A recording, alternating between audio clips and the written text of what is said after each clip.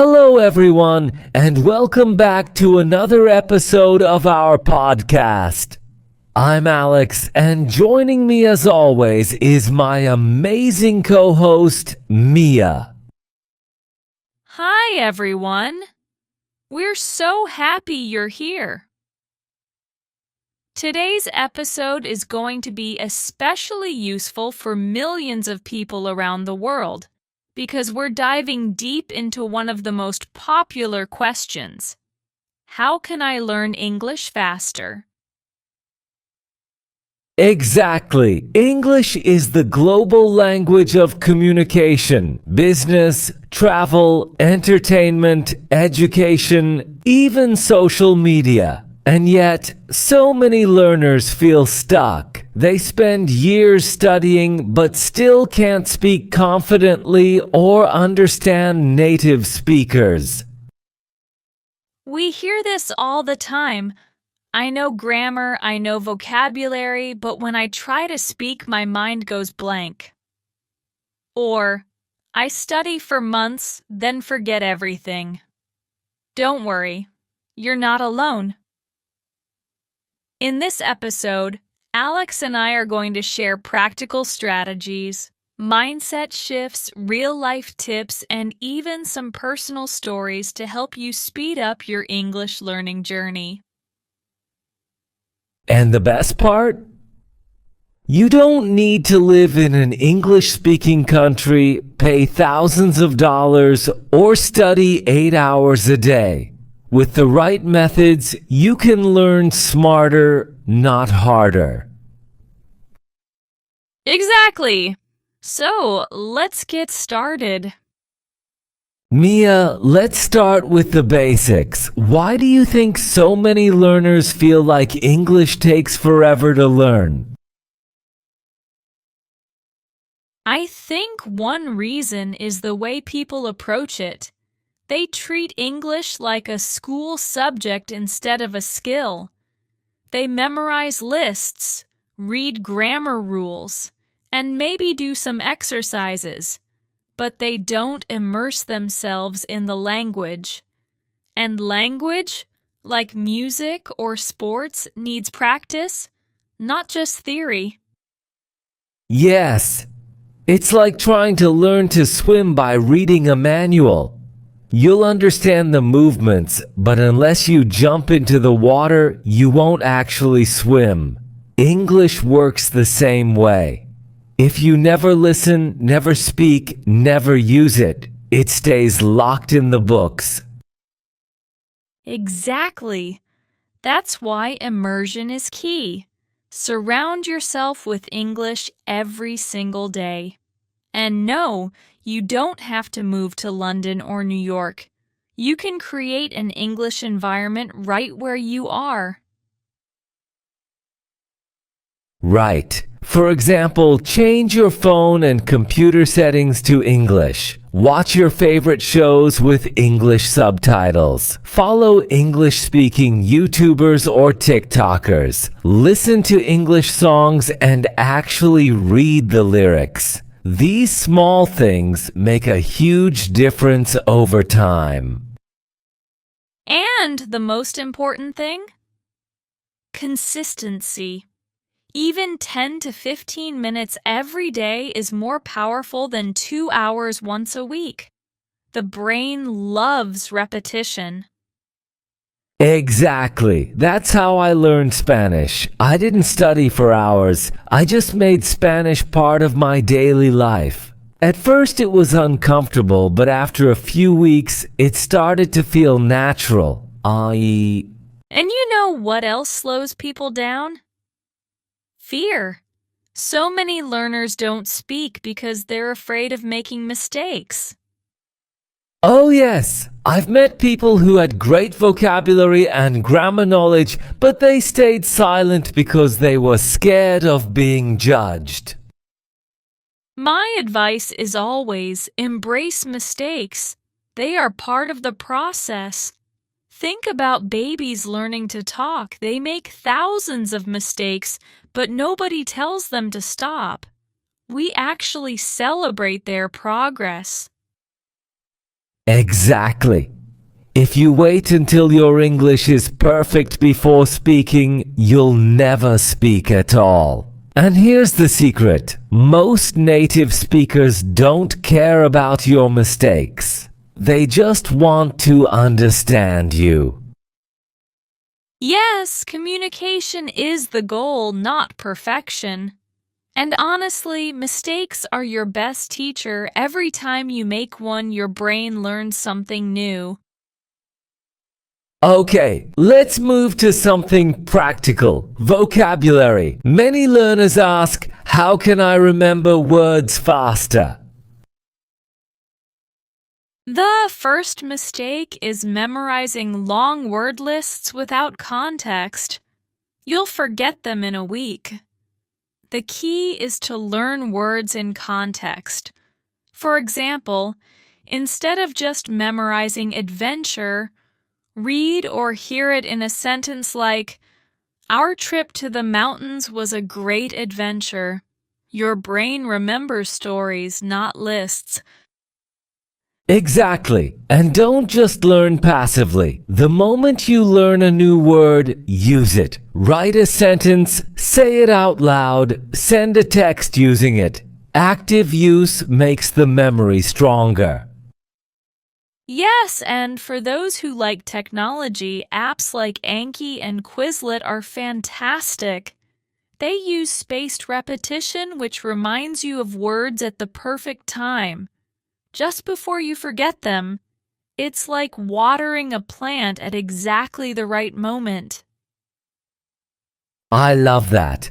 And another important tip, focus on useful vocabulary first. Don't waste time on rare words. Learn the top 1,000 to 2,000 words. They cover most conversations. Later, expand to advanced vocabulary. Definitely, and here's another hack. When watching movies or reading articles, don't try to note every word. Pick 5 new words a day and master them. Quality over quantity. Now let's talk about listening. Many learners say, I can read English, but I can't understand native speakers. They speak too fast. Oh, yes, that's a common complaint, and it's true. Native speakers often shorten words. What are you doing? Becomes, what you doing? If you only studied textbook English, it sounds alien. So what's the solution? Daily practice. Listen to podcasts, YouTube, movies, even short TikTok videos in English. Don't expect to understand 100% at first. Even 30% is progress. Over time, your ears adjust. And subtitles are a great tool. Use English subtitles at first, then challenge yourself by turning them off. Exactly. And one more tip, repeat what you hear. This is called shadowing. Listen to a sentence, pause, and try to say it exactly like the speaker. This trains your ears, tongue, and rhythm. Shadowing is powerful. It feels hard at first, but it really boosts fluency.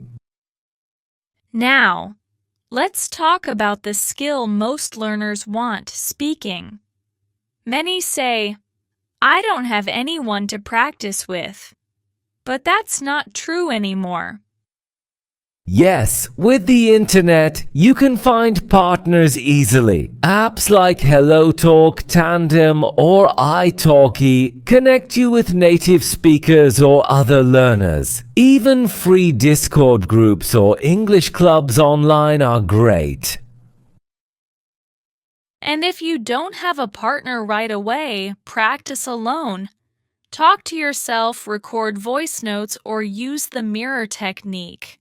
Describe your day in English. Pretend you're teaching something.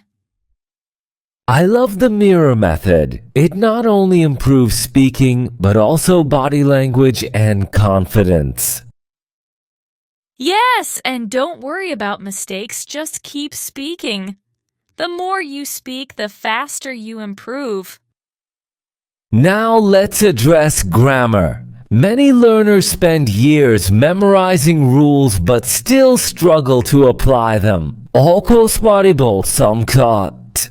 That's because grammar should be learned in context, not in isolation.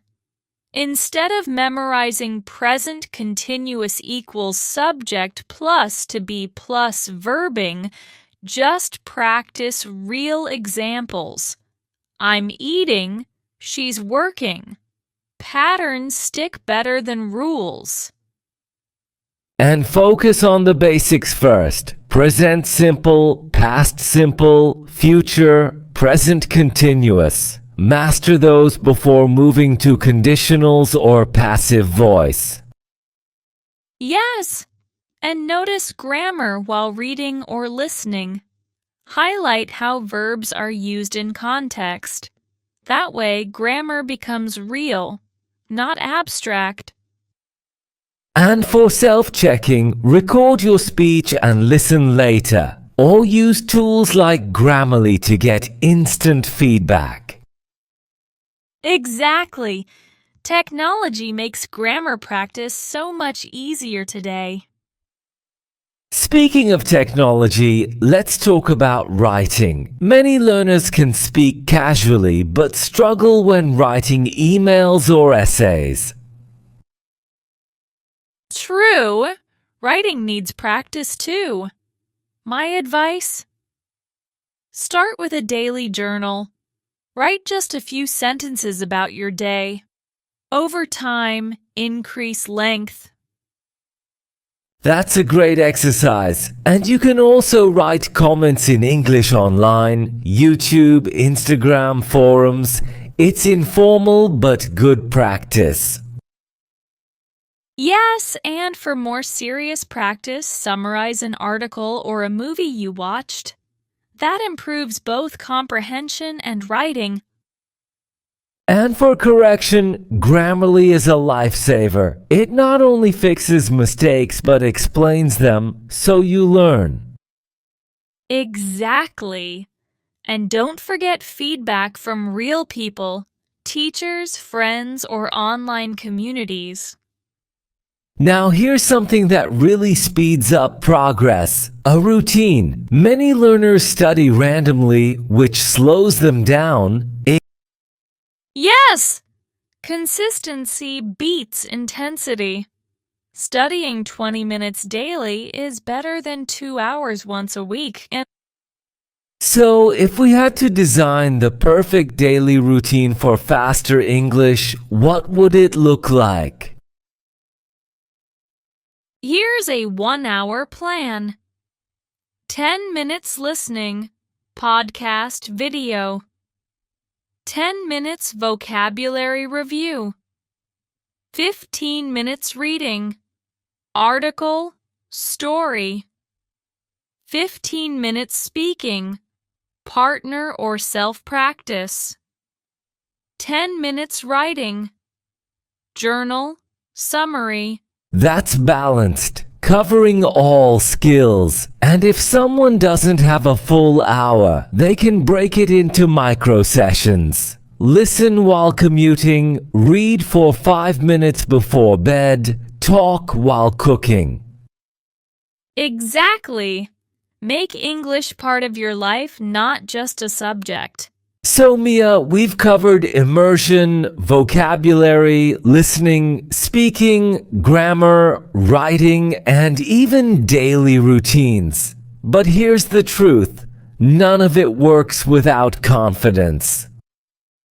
Exactly. I always say learning English is 50% skill and 50% mindset. Some learners know a lot, but fear holds them back. They think, what if I make a mistake? What if people laugh at me? That fear slows everything down. And what's funny is, the fear is often bigger than the reality. I remember when I was learning Spanish, I thought everyone would judge me for my bad accent. But native speakers were actually supportive. They appreciated my effort. Yes! Most people are impressed when you speak their language, even if imperfectly. Learners need to realize that mistakes aren't failures. They're signs of progress. That's powerful. So, what's your advice for building confidence? First, start small. Don't aim for a 1-hour debate on day 1. Begin with greetings, self-introductions, or ordering food in English. Each success builds confidence. Second, reframe mistakes. Instead of thinking, I failed, think, I learned something new. Third, celebrate progress. If yesterday you couldn't introduce yourself and today you can, that's growth worth celebrating. I love that. And here's another idea. Record your voice regularly. At first you'll cringe, but later, when you compare recordings from months ago, you'll hear improvement. That's a confidence booster. Yes, progress tracking is so motivating. And let's talk about mindset too. Instead of saying, I'm bad at English, say, I'm improving every day. Words shape reality. Absolutely. Self-talk matters. If you constantly criticize yourself, you'll lose energy. If you encourage yourself, you'll keep moving forward.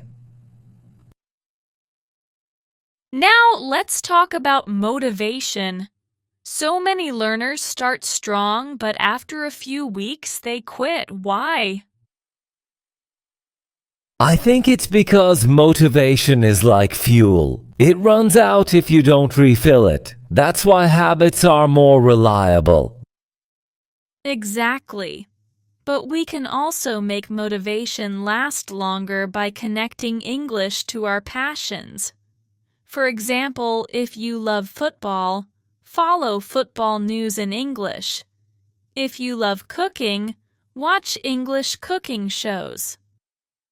Yes. One of my students was obsessed with Marvel movies. She started watching them only in English and her progress skyrocketed because she actually enjoyed the process. That's the secret. Make English fun, not a burden.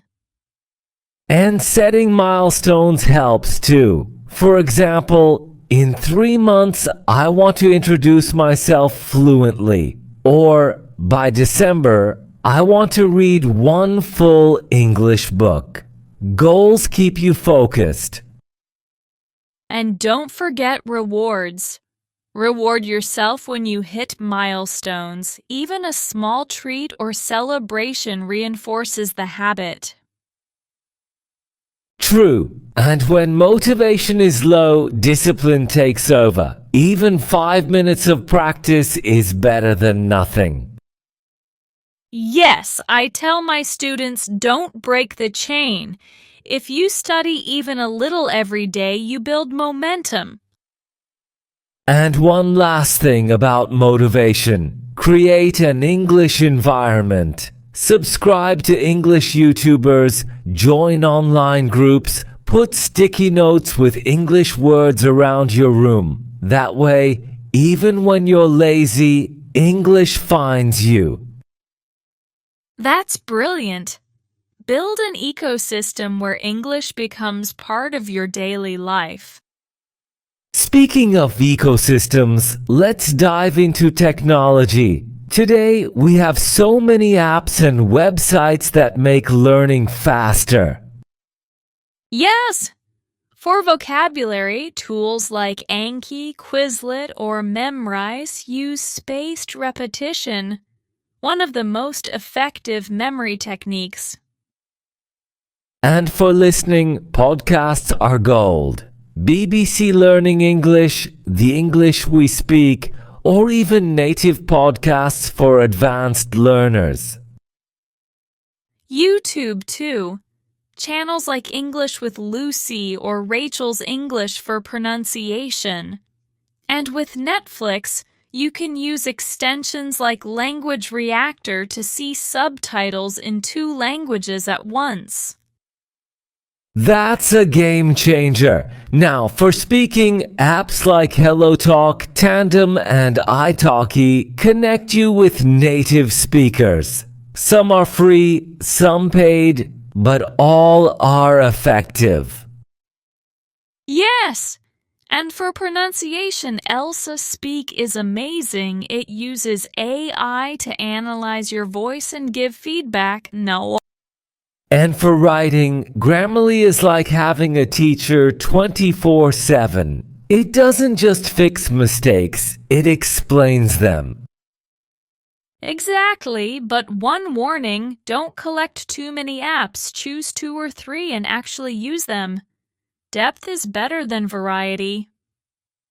Well said. Technology is a tool, not a magic solution.